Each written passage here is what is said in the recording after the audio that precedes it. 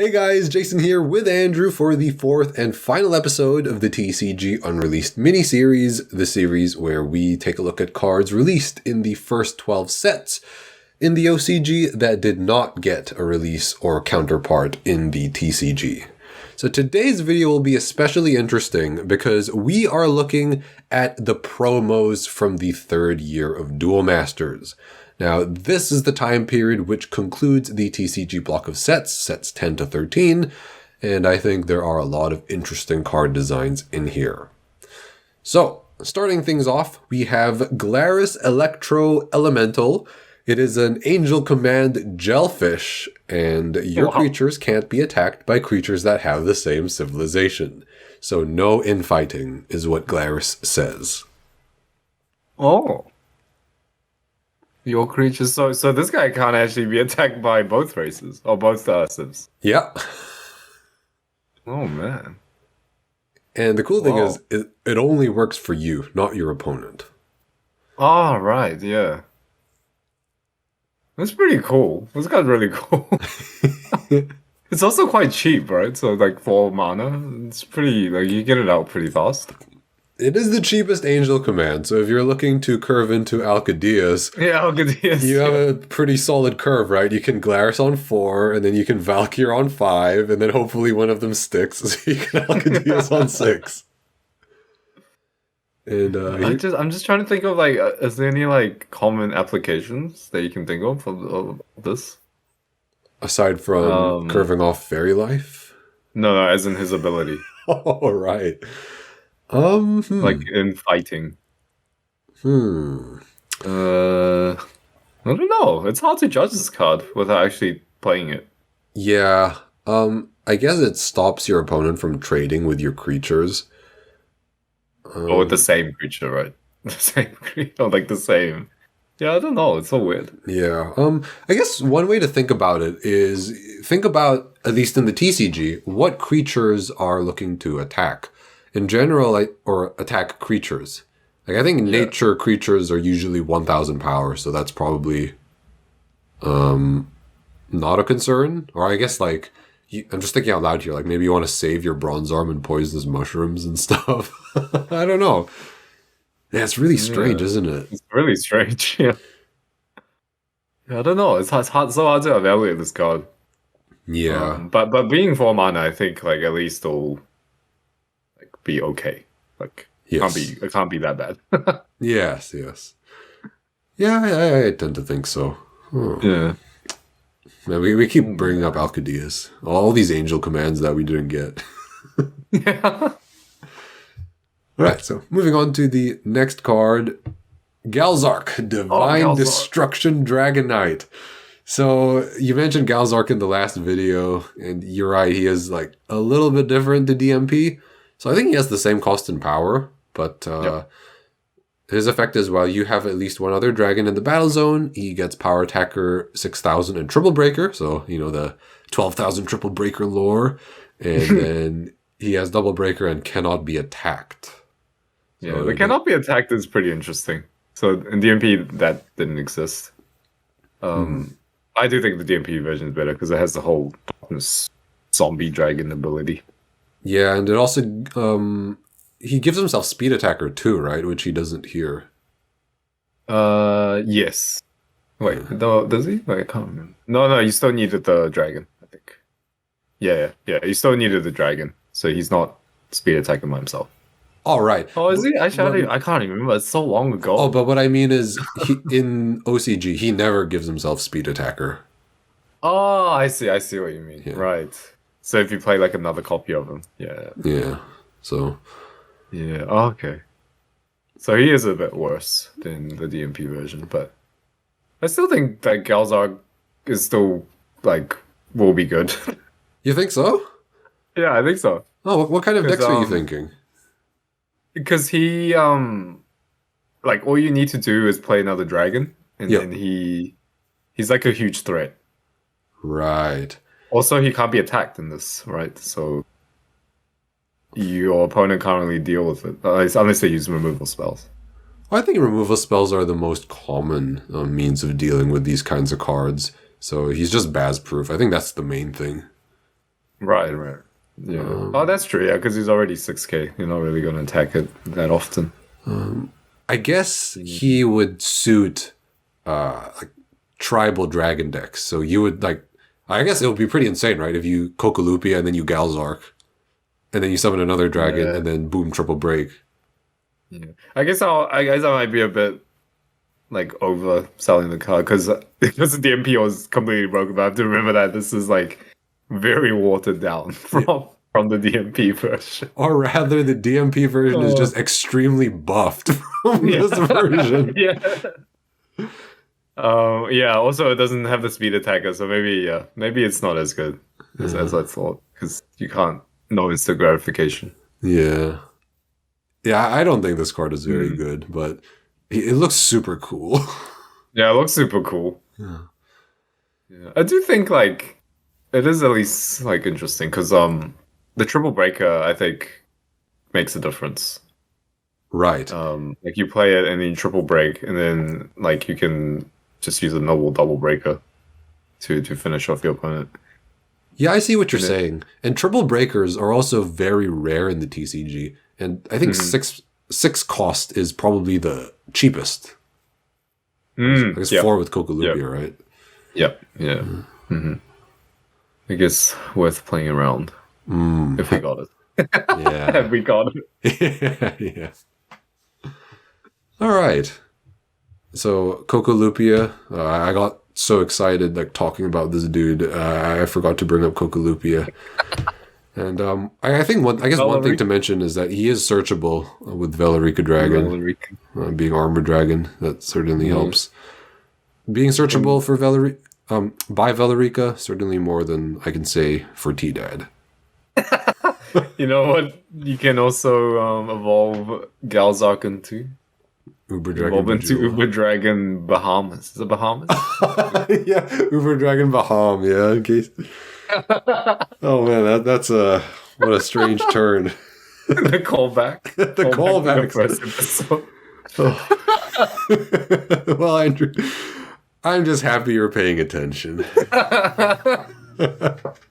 Alrighty. So the next card we're going to look at is a Wave Striker. It is Anguilla Electro Mask. So this is, of course, one of 2 Wave Strikers we did not get, the other being Trombo. The Wave Striker ability is, well, he has 2. When he enters, you can grab a Wave Striker from your graveyard, so Trombo. And then the other one is cannot be blocked and has Double Breaker. And he's 6 mana 6,000. Oh, 6 mana 6, yeah. I guess like this is slightly off topic, but you know how in the like DM12 lore, the Wave Strikers are like, oh, no multi-sub. We hate multi-sub. Yes. And then these guys are multi-sub. Yeah.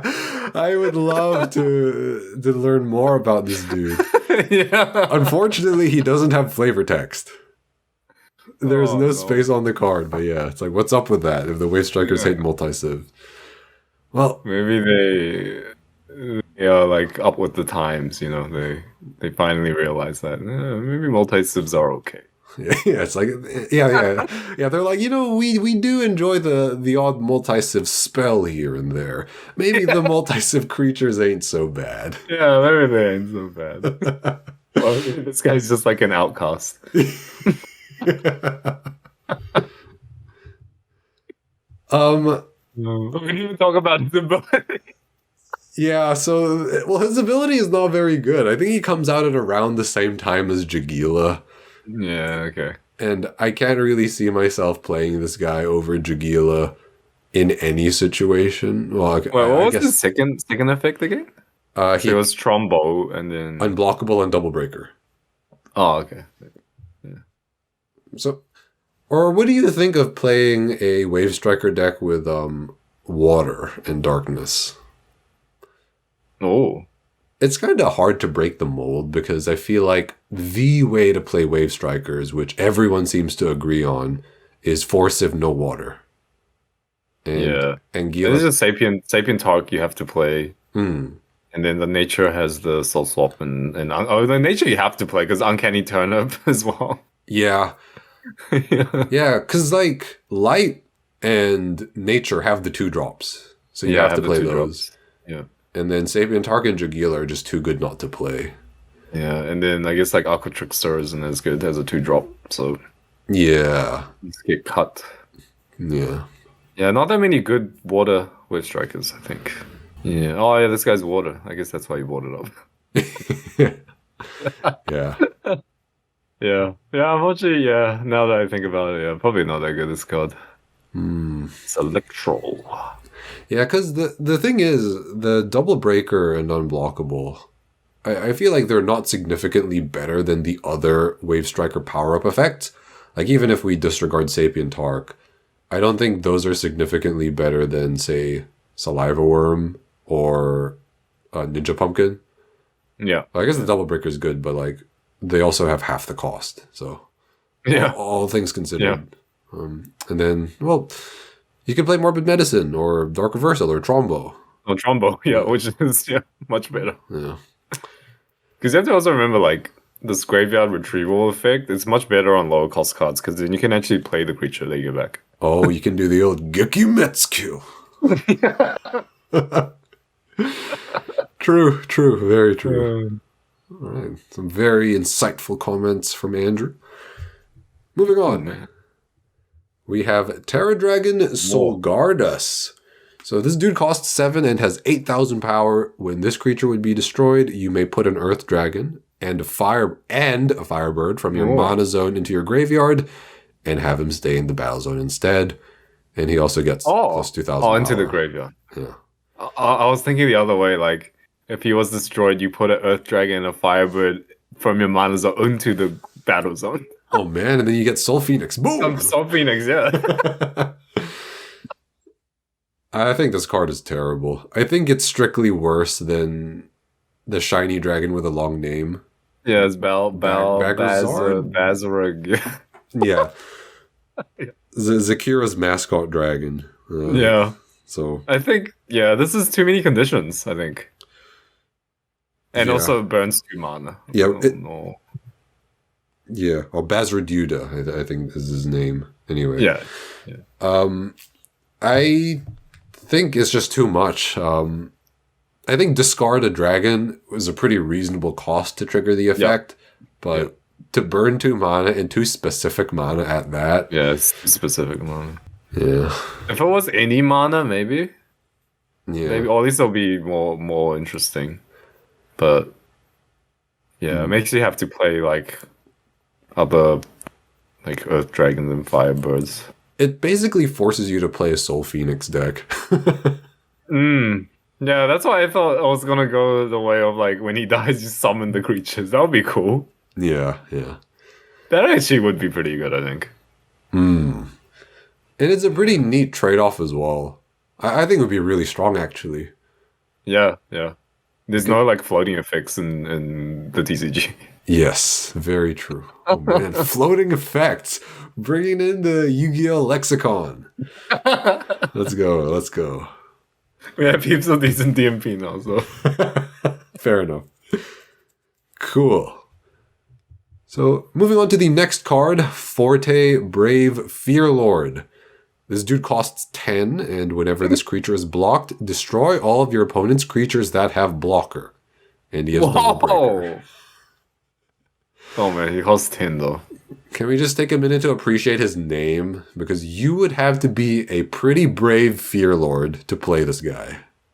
Because he costs 10. Because he costs 10. I mean, just play Scarlet Sky Terror. It costs 8, and then you get the effect straight away. It's the gratification. But Sky Terror isn't 6k. Yeah. And it doesn't have Double Breaker.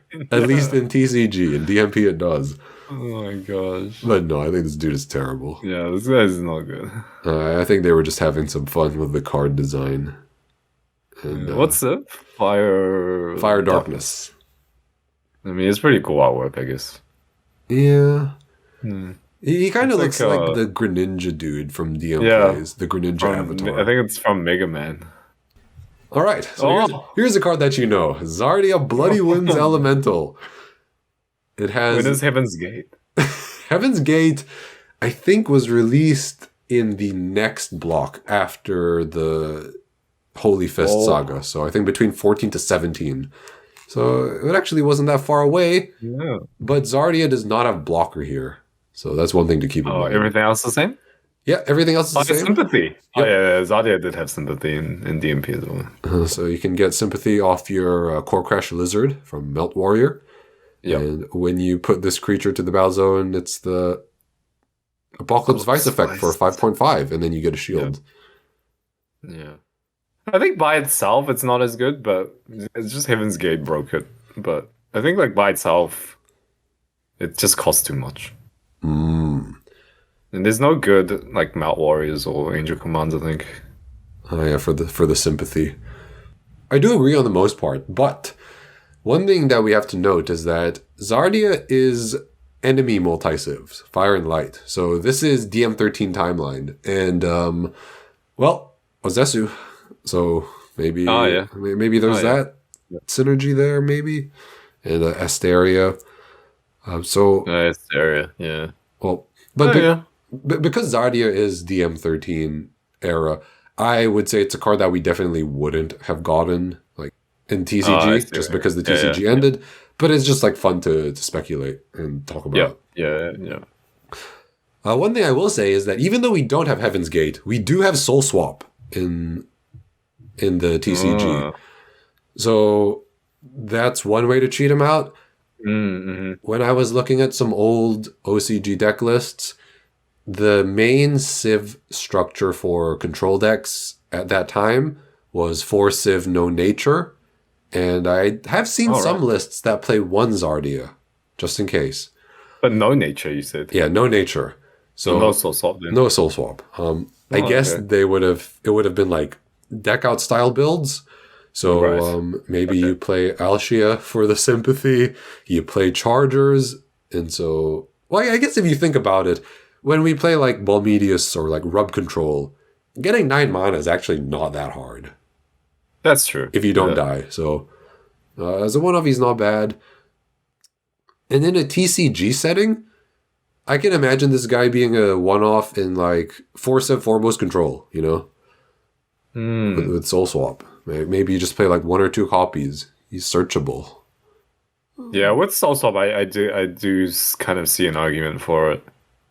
Otherwise, he's just a bit clunky. Yeah, I agree. That was the problem with like if you didn't play with Heaven's Gate. It's just like, how do you get him out? yeah, that's true. Like ideally, you want to play Zardia against aggro decks because those you would like completely destroy them. Yeah, but if you don't have Heaven's Gate or any way to cheat him out, then you're playing him quite late. And like by that time, you're probably winning anyway against aggro decks if you're surviving that long. Yeah, and against control decks, his effect is just much worse. So yes, very true. Yeah, but who knows? Like Apocalypse Vice is a good card, so yeah, who knows? And also, sometimes I feel like if the effect is good and you can soul swap it, it could still be good, like based on Fortress Shell. Definitely. Yeah. And that brings us to the end of the video and the series. So, Andrew, which card would you have most liked to get in out of this current crop of cards? In this like part 4 only? Yes, in part 4 only. Okay. Trying to think of the cards that we had about. the Jellyfish Angel Command fellow. Oh yeah. We had the Wave Striker. The Wave Striker. We had Forte Brave Fearlord. definitely not a. we have Zardia. And was that it? There was one more. I think we had one more. Terra Dragon Soul Guardus, who was terrible. And Galzark, which was also not too good. Oh, and Galzark, yeah. You guys would have to go to Galzark, wouldn't it? Or the Angel Command. Oh, maybe even Zardia. Yeah, Zardia. Yeah, either Zardia or I guess Galzark for the artwork. The DMP bias is real. Because they're both DMP cards. And they were both good in DMP. To be fair, the Angel Command is actually pretty cool as well. And I think probably if I were to like bet money on like any of these cards being viable, I would probably maybe bet on the Angel Command. That's interesting. If I had to... Like 4 mana 4K, like that's already pretty good. Like some locked vizier of hunting. Oh my god, what are these obscure references? Yeah, I think the Angel Command is probably the best candidate. Because Forte and Solgardus are terrible. Zardia, if we didn't get DM13, we would never get. Yeah. And then Galzark, I think, is interesting, but That is also like, I feel like. And based on Alcadeus, the TCG needs the Angel Command more than it needs Galzark. Yeah.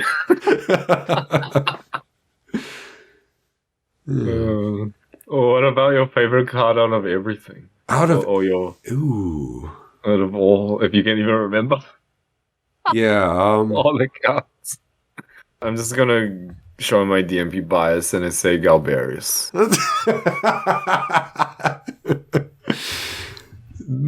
That's a pretty good pick. I would say, in their current forms, Basra Duda is probably the card I would most like to see, just because I think it's the most interesting. Yeah. But with erratas, I think Galbarius and Dark Hydra would be really good. Yep. Or if Galzark, if he was better. If we had DM13, then obviously Fist Blader. So Pacific Champion can destroy everyone. I'm not sure if I want to live in that world. You know what they need? They need some Steambug. They need some Steambug. Well, we have Silver Axe. Oh, yeah. We can use that. And that brings us to the end of the video and the series. I hope you guys enjoyed that discussion. And also let us know which your favorite card was that we touched on in this video and throughout the whole series. Andrew, I hope you had fun and I hope you learned something. Did you learn something? Yeah, definitely. I learned how the TCG robbed us of all these amazing cards. Especially Zakira. Well, folks, there you go. I think I'll leave it at that. But as usual, thank you so much for watching. Stay safe, and we'll see you guys next time.